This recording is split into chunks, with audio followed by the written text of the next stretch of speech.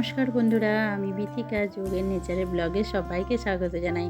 সকালেই দেখুন চা করার জন্য কী সব নিয়ে এসেছি। তুলসী পাতা, অপরাজিতা ফুল, তার সাথে আমার গাছে একটা জবা ফুল ফুটেছিল, সেটাও নিয়ে চলে এসেছি। সব কিছু মিলিয়ে সকালে চা শুরু করে দিয়েছি। আজ ছাদে গিয়ে একটু পিকনিক করব। পিকনিক বলতে এমন কিছু না, সকালের খাবারটা ছাদে গিয়ে খাবো, ওটাই আমার ছেলের জন্য পিকনিক। এখনও ছেলে ওঠেনি ঘুম থেকে, আমরা দুজনে চাটা বানিয়ে নিচ্ছি, আগে খেয়ে নিয়ে নিচ্ছে। এই যে দেখুন ছাদে চলে এসেছি, ছেলে উঠে চলে এসছে। ছেলে ঘুম থেকে উঠে ছাদে উঠে যেতে ইচ্ছে করে ওর, রোদ্দুরের মধ্যে খেলা করে। দেখো এখনও মুখ ধোয়নি, সকালে ঘুম থেকে উঠেই চলে এসছে একদম ছাদে। তার সাথে আমার গাছগুলো আছে, আমার একদিকে সিম গাছ আর একদিকে লাউ গাছ। সিম গাছের ফুলগুলো দেখতে না ভারী সুন্দর লাগে, তার সাথে ছেলের খেলা আর এই সিম ফুল দেখতে, ছোট ছোট সিমগুলো দেখতে টাইম কাটাতে আমার ভীষণ ভালো লাগে।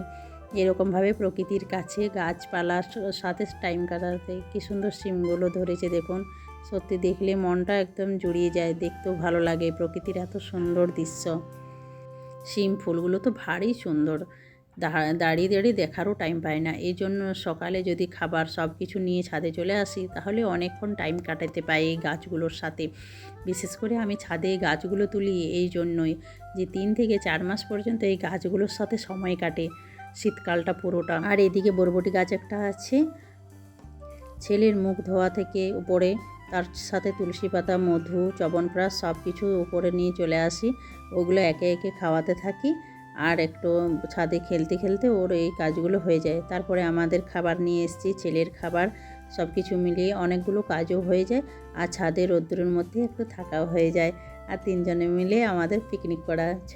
ছেলে বলবে মা পিকনিক করবো চলো। এই যে খেজুর গুড়ের সাথে আগের দিন সেই যে লাউয়ের পিঠে করেছিলাম, আপনাদের সাথে শেয়ার করেছিলাম, সেটাই। চলুন, এরপর ছাদের থেকে নিচে নেমে গেছি। আর বেশিক্ষণ ছাদে থাকলে চলবে না, তাহলে দুপুরের খাবার করতে অনেক দেরি হয়ে যায়।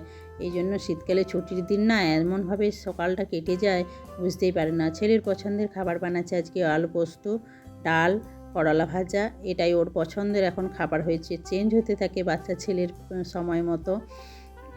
আর সব খাবারগুলোই আজকে লোহার কড়াইটাতেই করব, তাহলে অ্যালুমিনিয়াম আজকে ব্যবহার করতে হবে না। একটা দিন তো বিনা অ্যালুমিনিয়ামের খাবার খেতে পেলাম। এই পোস্ত বাটা হয়ে গেছে, করলা ভাজা হয়ে গেছে, আমার আলু পোস্ত প্রায় রেডি। একটা বরবটি ধরেছিল গাছে, সেটাই দিয়ে দিয়েছি। লঙ্কা নয়, ওগুলো সবুজগুলো, ছেলে এত লঙ্কাই খায় না, একটা মাত্র লঙ্কা দিই।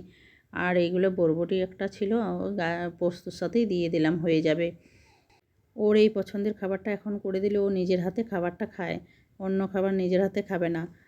চলুন, পোস্ত আমার রেডি হয়ে গেছে, এরপরে বাকি খাবার রান্নাগুলো একে একে করে নিই। সামনেই আসছে মকর সংক্রান্তি, এরপরে দেখুন যে লঙ্কাটা দিয়েছি ওটাও তুলে রাখছি।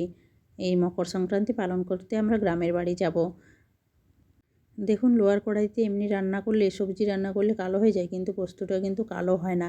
এরপর ডালটা বসিয়েছি, দেখুন ওই লোহার কড়াইটাতেই তেলে জিরে দিয়েছি, পেঁয়াজ দিয়েছি, তারপর থেকে মসুর ডাল দিয়ে দিচ্ছি। আমি এটা প্রেসার কুকারে, অনেকেই করে ডাল মানে প্রেসার কুকারেই করতে হয়, কিন্তু প্রেসার কুকারে রান্না খাওয়া খুব একটা ভালো নয়।